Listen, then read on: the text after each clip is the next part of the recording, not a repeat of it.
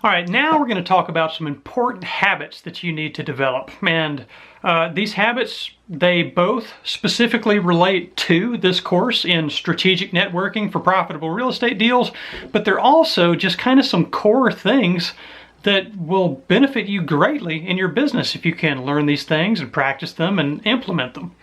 All right? Habit number one, keeping in touch with your people. All right? Now, that sounds like a really big thing, especially if you have one of those old school vast networks with 1,000 people and you have a stack of business cards, this thick. But it's really not that big of a deal whenever you only have when you have a strategic network, when you have a small pool of people that you're keeping in touch with on an intimate basis, okay? Now, it's just so important. In your mind, you might feel like, you've made some connections with these people and, you shook their hand and you gave them your business card and your buying criteria and they said they were really interested and it sounded great. And in your mind, that may be good.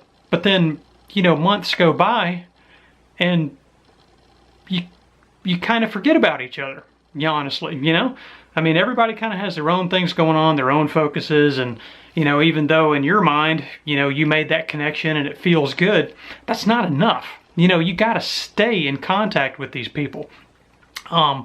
You have to call them up.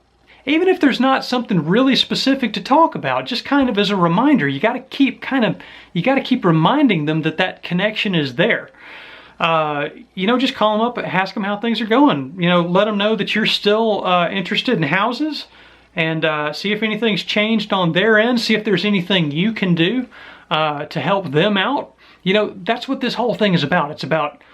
The course is about going deep and building meaningful relationships with a small number of people instead of a broad, shallow relationship with a lot of people. That's what makes this whole thing work. But you got to stay in contact. Now, once you get a couple deals going, I promise you that contact is going to be much more frequent naturally because you're going to be excited. You're getting in tune, and you're working together on some houses.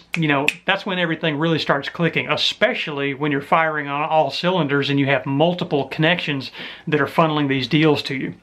But until you get to that point, you have to manually remember to maintain that connection. Pick up the phone. I am a big advocate of just making the phone call. Text and email, they're handy tools to have and they have their place. But as far as building, a real connection that means something, pick up the phone. Or even better than the phone, go meet them in person. That's the very, very best thing you can do. Go have lunch, take them out and grab a burger or whatever. Option number two is pick up the phone. Still very powerful. And then beyond that, text and email, that's just kind of weak. It's better than nothing marginally, but not nearly as good as a phone call or meeting in person. Really just kind of let that stuff sink in. It's a practice that very few people do. In today's business environment when we have all these handy tools like text and email. But because of that, because so few people do that, it's that much more powerful when you do. All right? Maintain that connection. Keep in touch. Okay? All right, moving on.